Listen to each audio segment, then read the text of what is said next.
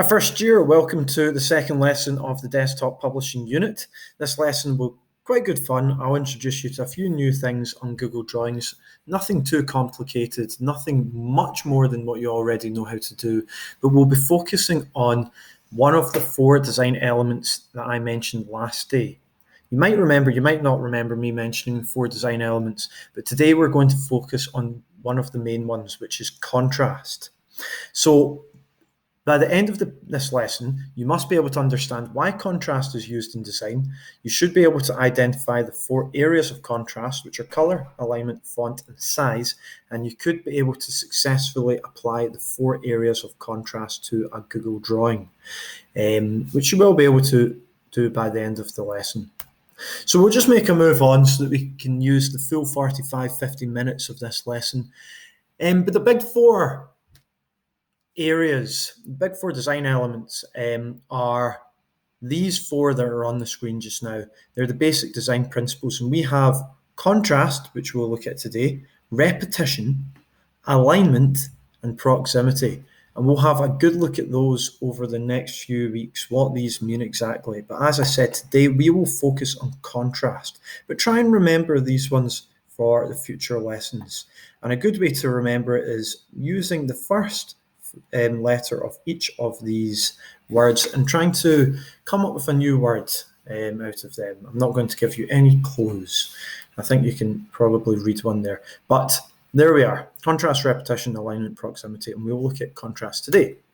So if you ever think that there is something wrong with a document, but you don't know what it is exactly, then it's going to be one of these elements. It's either going to be the contrast, it's going to be the proximity, the repetition, the alignment. It's going to be one of these four different elements, okay? And by having a name for the broken elements, you'll find that it's much easier to fix. So if you're looking at, for example, a poster and something isn't looking quite right, it might be that the words are not aligned properly. It might be that the colors aren't contrasting, the fonts are not contrasting, nothing's standing out, things are too close together or whatever, okay? So it's important to understand these four elements so you can work out what is wrong. And the four elements overlap quite a bit. And this is a very good thing. It will help us to put them together and understand them better in terms of desktop publishing. So contrast is the king element, and that's why we're going to look at it first. By definition, it refers to the degree of noticeable differences in something. If you think back to our colour theory lessons, when we spoke about contrast, what was that to do with? It was contrasting colours that were the opposite side of the colour wheel. Okay, so there's a noticeable difference in those colours. And there are lots of ways to provide contrast in design. I'm going to let you stop the video here if you can think of any ways that things can contrast in design. So think about that just now. So hopefully you've had a wee think about it. And here are some examples of way different things can contrast in design. So we have color, alignment, fonts, and size. So colors obviously contrast. You can have alignment contrast. I'll explain that later this lesson. Font contrast. You hopefully will know what a font is by now. It's the style of writing. And if there's contrast throughout the page, it can be a good thing. And then size contrast. If things are bigger than another, it will definitely stand out on the page a bit more. Okay, so we're going to move on and we're going to look at color contrast. But actually, I'm going to stop you here. Before we do that, I'm going to take you out and I'm going to ask you to open up the exercise page that I've shared with you in Google Classroom. It should just be a blank page like this called Lesson 2 Exercise. So open that up just now. So you should have opened this up. And what I'm going to do is ask you to quickly lay out this page in a specific way, okay? Eventually, by the end of the period, we'll have something that looks like this. Okay, but what we want to do just now is add in these titles. So what I want you to do before we add in the titles is split the page up into 4. And the best way to do that is using the line tool. You can either draw a line down the middle of the page horizontally and vertically by using your eye, Or you could go to this area here where it says View, and you can go to Guides. You can click Show Guides. So there you go, View, Guides, Show Guides. Remember, you can stop, replay the video at any point if you want to see something. And these guides give you the lines for you. So now all I need to do is click on the line tool, and I want to draw a line right down here. And I want to draw another line across like that. Okay, so if I now go back to View, Guides, and then click Show Guides to turn it off, there we go. Now we have the lines that I've drawn in the center of the page. So do that just now, please. So you should have done that by now. Remember, do stop the video at any point so you can keep up with me, catch up with me, replay the video at any point if you've not seen anything and want to see it again. But you should have 4 different areas. Now we can add in these different titles: contrast color, contrast alignment, contrast typography, and contrast size. So I'm going to do that just here. And to do that, what you can do, remember we looked at the lines, the shapes, text boxes, images last day. We want to insert a text box. So you can click and drag and add in some text. So I want to write contrast color like that. What you can then do is highlight your font. You can change it to whatever you want it to be, whatever font you want. Got lots of different fonts here. If you hover over the font, it can give you more options. I'm going to go with nice and simple Calibri. And I'm going to make it slightly bigger. I'm going to make it bold. I'll underline it. And then I can reposition this text box so it's as central as possible. Let's go about there. Okay, so make sure you're doing this as well just now. Remember, stop the video when you want. So I want to come over here and add in the next title. However, instead of just adding in a text box, you could do that and put it over here. Here's another trick that you can do. You can click on this text box. You can either then right click, that's not going to let you copy, but there is a way of copying this. So what we can do is click on the text box and have a look at your whatever device it is you're using, your Chromebook, your MacBook, whatever it is at home. There should be a button that says Control, CTRL, Control, or Control. If you press that and hold that button down, and then press the C button at the same time, you have copied something. If you press Control and then V, you will be able to paste it. That is a cheap way to copy and paste. Okay, so I'll do it again, I'll show you. Click in the text box, press and hold Control, and then press C. Okay, then you can press Control, hold it down, and press V. And again, you will paste that, copy and paste that, and you can shove it down here. Notice that those guidelines are kicking in, the red line, so that's now in line with that one. And that one up here on the right also is in line. And I can simply just press Control V because I've already copied it. And then I can bring that one down here like that. So that's me got the 4 titles, but I want to change this one. So it says alignment, text box bigger. Move it over so that it meets these different red lines. This one should say, let's go with typography. There we go, it's lined up. Did you see that, folks? Watch this. Do you see that box? It's got the 2 red lines, one horizontal, one vertical. That means it's now aligned in the horizontal plane and the vertical plane. There we go. And then this one down here, I'm going to change it to say size, contrast size, and then I can reposition it just like that. Okay, so there we go, the 4 titles. Make sure you're at this stage before you move on with the video. I'm just going to play about and realign 1 or 2 things. So I think that might be slightly out. But make sure you get to this stage that I am at before you move on. Okay, I'll pause it here. You could do the same, catch up, and then I'll move on. Okay, so now we're at the stage that we can start moving on and you can start adding to your page like this. It's just so that you can understand the different areas of contrast, how things can contrast on a page. So if we go back to the PowerPoint, you don't need to open up the PowerPoint. I will share it with you, but it's entirely up to you whether you want to just use this video or read the PowerPoint yourself. But color contrast. A simple logo with no contrast here. There is only black and white color. Acme Technologies, nothing fancy, black and white. However, a little contrast goes a long way.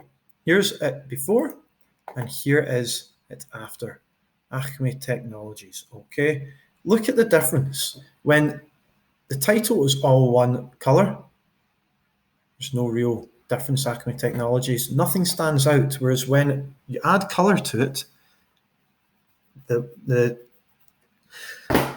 can't think what I'm trying to say. The company name really stands out. Okay, so Acme is red and it stands out on the background Technologies with the white background. So it's good to add a little bit of color.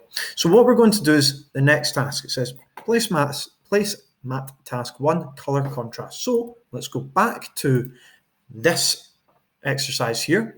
And what I want to now do is add in some contrasting colors. You know this from before because you should have done by this point color theory. So you will know the contrasting colors. What I want you to do is add in a shape. Any shape. I'm just going to go with a rectangle. You can add in something a bit more weird and wonderful if you want, but I'm going rectangle to keep it simple. I'll accidentally put it off. Shapes, rectangle. So I'm going to draw a rectangle like that, and I want to make it a simple red. I want you to think about what color contrasts with the red. What color does contrast with the red? Think about it while I draw this other shape in. Any ideas?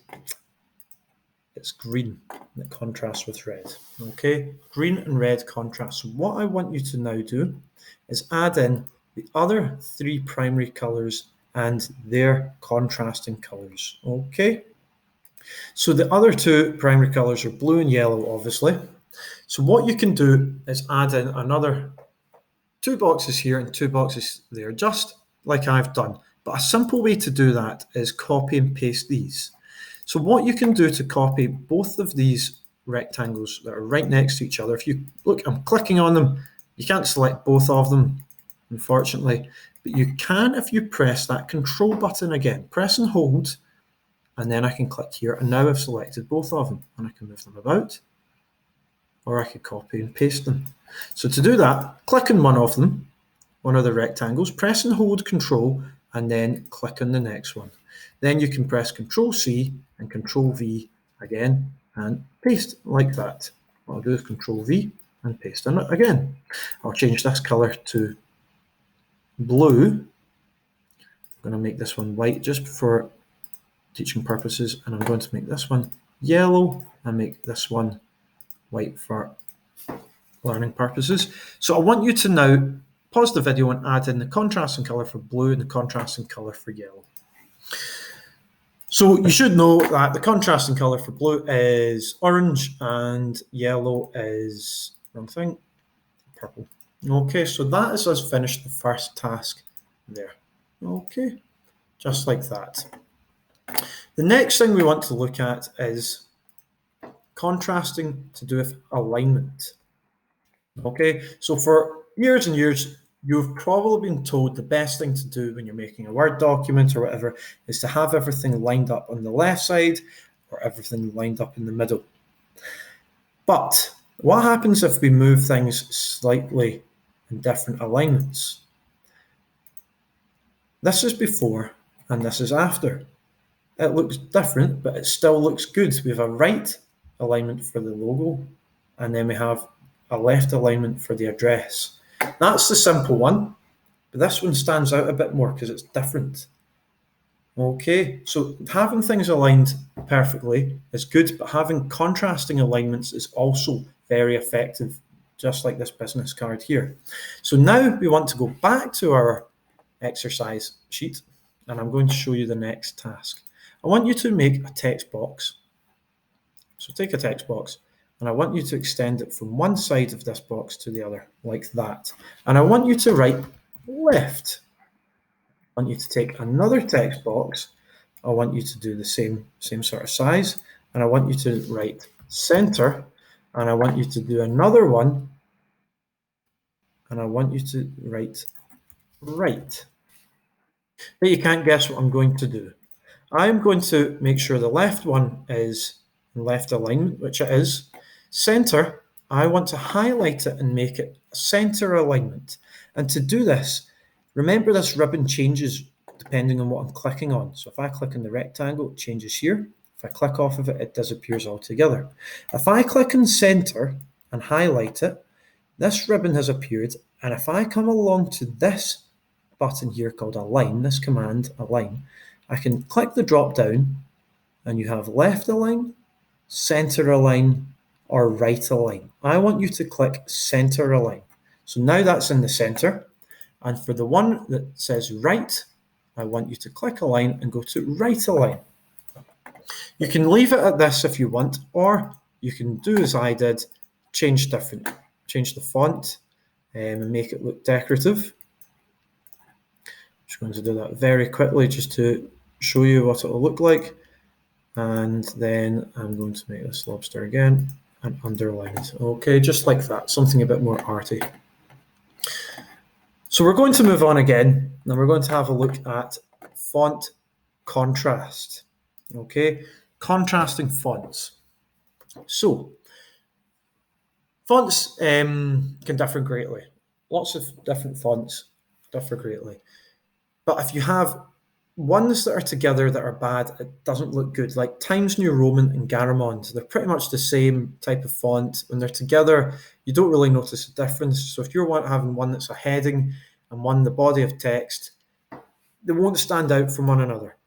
Whereas if you have Times New Roman and Franklin Gothic Medium, which is a type of font, then it will really stand out from one another. So is this down here good or is it bad? Pause the video and have a think about it. Well, I'll show you just now.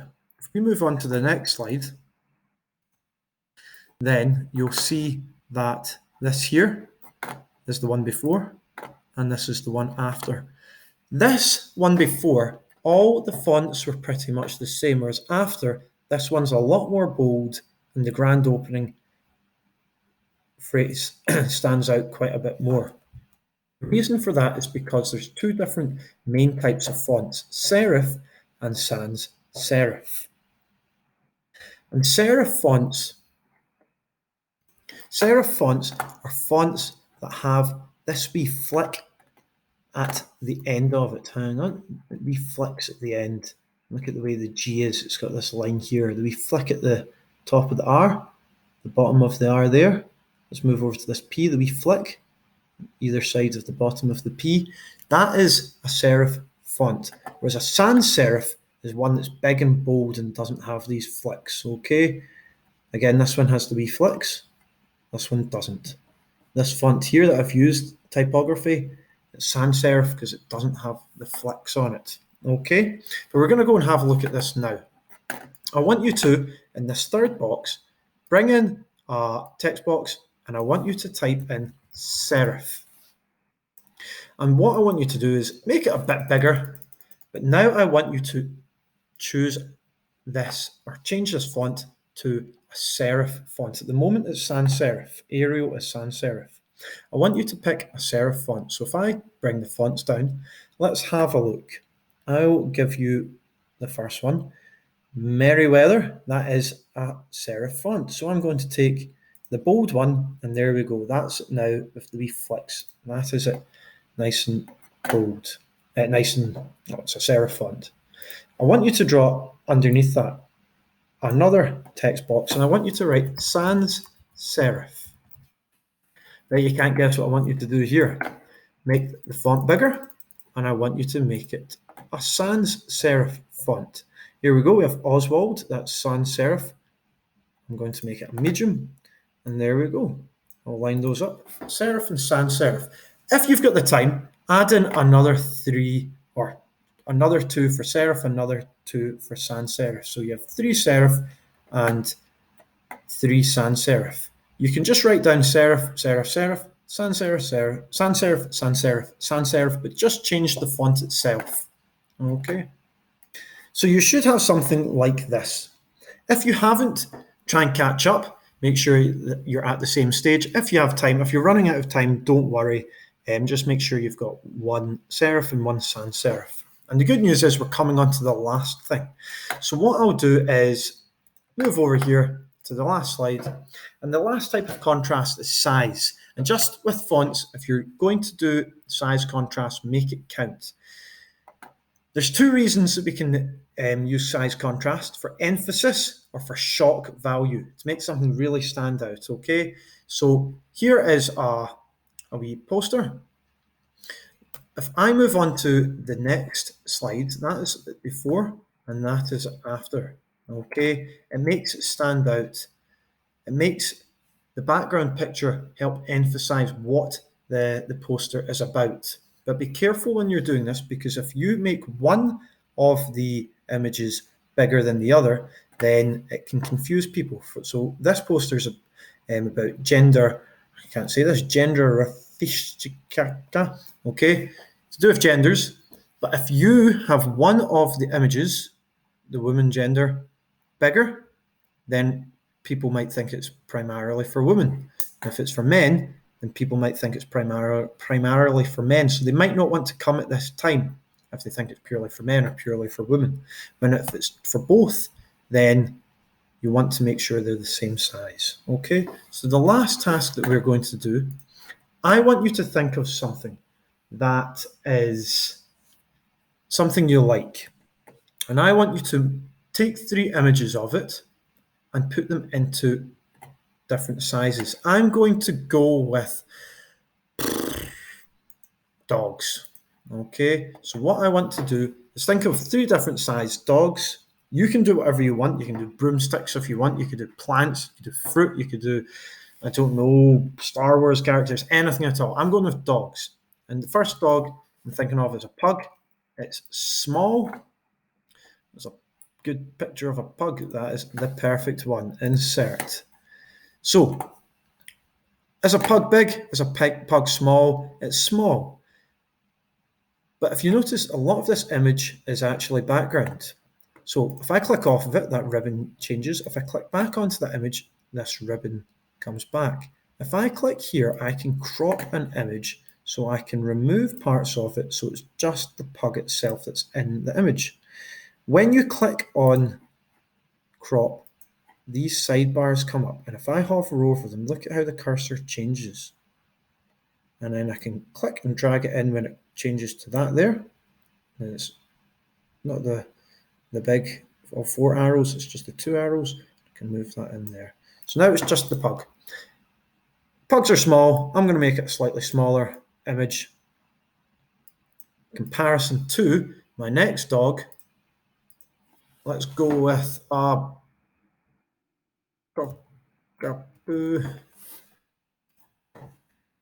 cockapoo. Here we go. That's a good enough image. Let's insert this here. Again, I'm going to crop this image so it's just the dog that's in it. There. Done. Cockapoo is a wee bit bigger than a pug, maybe not that much bigger. There we go. And the last dog I'm going to bring in, I'm going to bring in an absolute monster. I'm going to put in a Saint Bernard. They're huge. This dog is massive. The size is coming in. The size, it's probably going to be a bit bigger, but we'll just leave it that size so that it is in relation. Okay, so it matters to have it matters to change the size and have that contrasting size difference in your images if you're trying to portray something. So that's the end of the lesson. By now you should have all this here. The contrast color, contrast alignment, contrast typography, and the contrast size. That's us finished with contrast and the importance of having contrasting things on the page, whatever it is that you're making. If it's a poster, then it's important to have these contrasting elements on that page. Okay, so once you've finished, submit this, I'll mark it, and that's us finished this lesson. Hope you enjoyed it. Hope you're well. Speak to you soon, folks. Bye-bye.